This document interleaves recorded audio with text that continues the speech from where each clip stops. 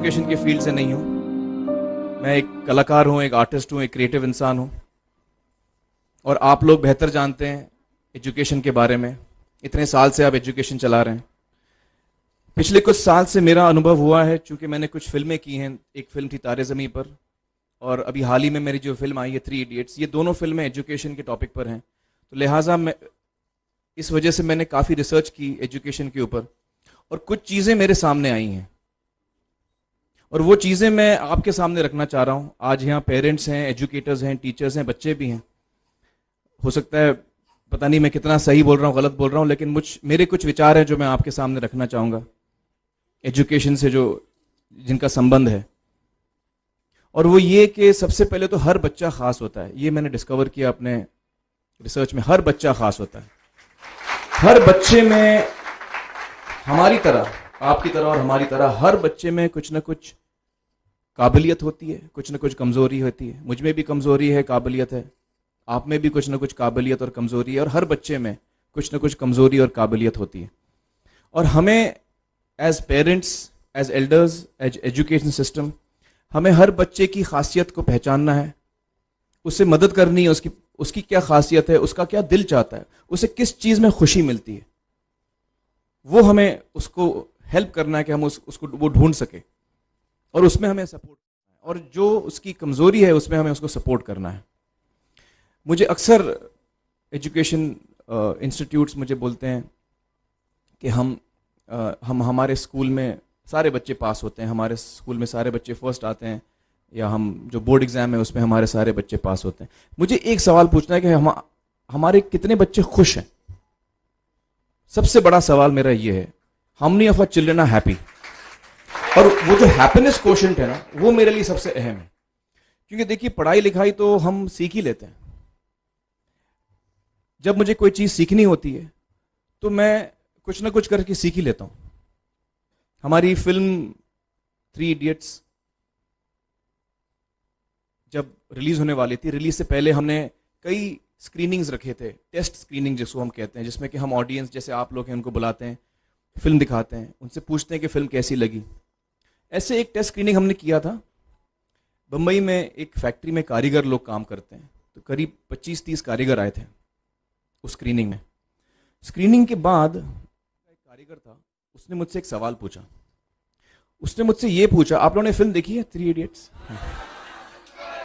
उसमें उसने मुझे एक सवाल पूछा जो बहुत कमाल का सवाल था। उसने मुझे ये सवाल पूछा कि सर, पिक्चर के अंत में हमें पता लगता है कि आप तो रणछोड़ दास थे ही नहीं, रैंचो तो थे ही नहीं आप, तो सर्टिफिकेट तो आपको मिला नहीं, वो तो जावेद जाफरी को मिल गया। तो आप इतने बड़े साइंटिस्ट कैसे बन गए? इतने बड़े पेटेंट्स, 400 पेटेंट्स, जापानी लोग आपके पीछे पड़े हैं, तो आपको सर्टिफिकेट तो मिला नहीं, तो आप इतने बड़े साइंटिस्ट कैसे बन गए? बहुत ही अहम सवाल है ये, बहुत ही इंपॉर्टेंट सवाल है। और ये जो मुद्दा है उसके हार्ट में जाता है ये, कि जब मैं एग्जाम के लिए रट के जवाब देता हूं और वो जवाब में मुझे नंबर मिलते हैं और मैं पास हो जाता हूं, तो मेरे हाथ में एक पर्चा आता है जो मुझे कहता है कि मैं पढ़ा लिखा हूं। लेकिन वाकई में पढ़ा लिखा हूं या नहीं, ये अभी तक हमको श्योर मालूम नहीं है। लेकिन जब आप नॉलेज चाहते हैं कि आपको मिले, विद्या मिले आपको, तो फिर वो कागज का मायने कुछ होता नहीं है। तो मैंने उसको जवाब में 2 सवाल पूछे। मैंने बोला उसको कि भैया, आपको क्या लगता है मैं अच्छा एक्टर हूं? उसने बोला हाँ, देश भर में आप सब लोग मानते हैं आपको, आप अच्छे एक्टर हैं। मैंने उससे कहा कि भैया, मेरे पास कोई सर्टिफिकेट नहीं है जो कहता है कि मैं अच्छा एक्टर हूं। मेरे पास कोई कागज नहीं है जो मुझे बोलता है कि मैं अच्छा एक्टर हूं। मैंने फिर उससे एक सवाल पूछा कि मैंने सुना आप बहुत अच्छे कटर हैं, आपके जो बॉस मुझे बताते हैं कि आप उनके मेन कटर हैं और आपकी बड़ी इज्जत करते हैं वो।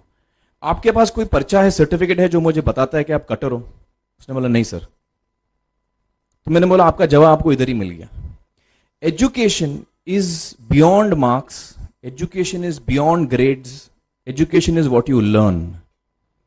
और मेरी इच्छा है कि हिंदुस्तान में हम एजुकेशन को इस नजरिए से देखें कि हम अपने बच्चों को वाकई शिक्षा दें, और शिक्षा हम खुशी से दें।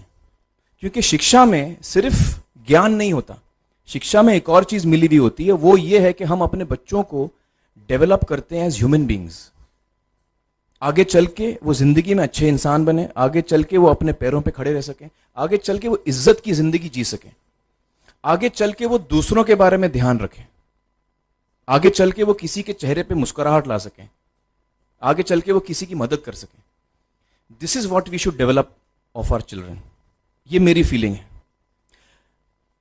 मैं जहां भी देखता हूं, ये मेरे साथ भी हुआ है जब मैं छोटा था।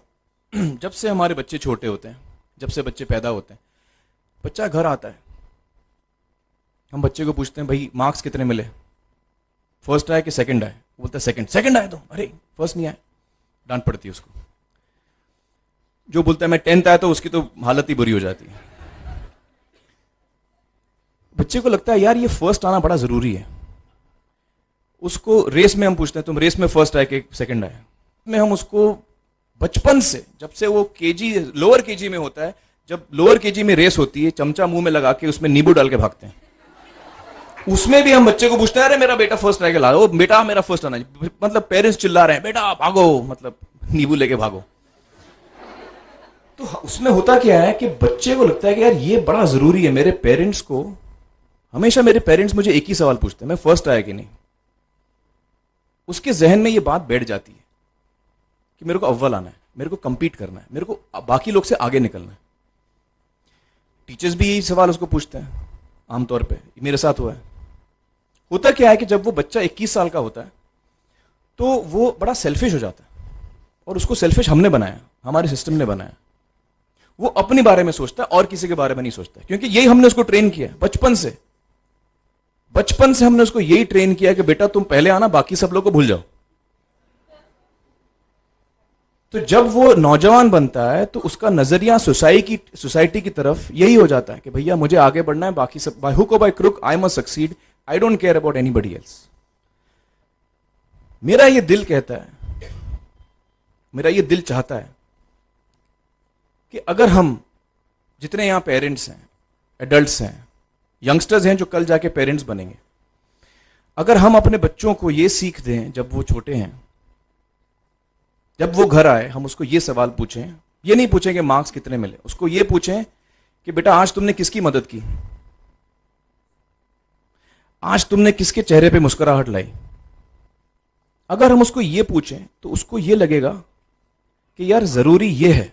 मेरे पेरेंट्स मुझे हमेशा ये पूछते हैं, मार्क्स का तो कभी पूछते नहीं, वो मुझसे ये पूछते हैं कि भैया तुमने किसको हेल्प किया आज। तो हेल्प करना लोगों को, लोगों के बारे में सोचना, लोगों के चेहरे पे मुस्कुराहट लाना, ये मेरे पेरेंट्स के लिए बड़ा इंपॉर्टेंट है। साइकोलॉजिकली वो इस चीज के साथ बड़ा होगा, स्कूल वही जाएगा, पढ़ाई लिखाई वही करेगा, वो उसका नजरिया थोड़ा बदल जाएगा। जब वो बच्चा नौजवान बनेगा, 21 साल का होगा, और सारे बच्चे उस उम्र के जब 21 साल के होंगे, हमारी सोसाइटी चेंज हो जाएगी।